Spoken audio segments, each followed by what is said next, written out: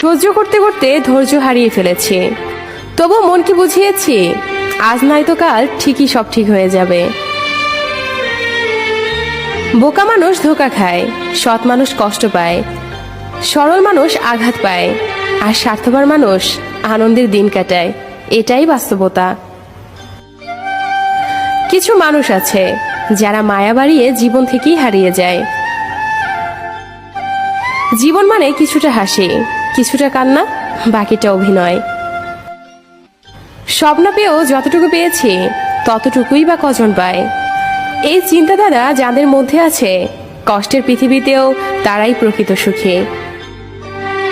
বিশ্বাসটা রক্ষা করতে শিখুন, কারণ একবার সেটা ভেঙে গেলে আর কখনো জোড়া লাগে না, আর তখন সত্য কথাগুলো মিথ্যা মনে হয়।